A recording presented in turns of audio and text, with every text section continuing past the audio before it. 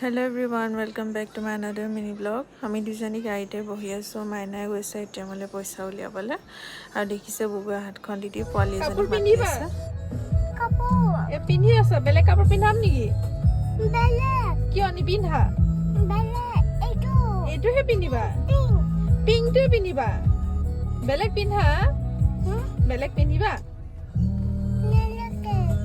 আজি আমি আহিছো হোম টাউন উলুবাৰীলৈ। মোৰ চুৰেক এটা কিনিব আছে, সেইটোকে চাব আহিছো।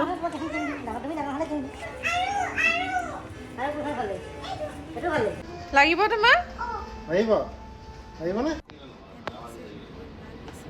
বস্তুবোৰ দেখি তাই মানে চব বস্তুৱে তাই ভাল লাগিছে। হৈও ইয়াৰ গোটেই বস্তুবোৰে বহুত ধুনীয়া।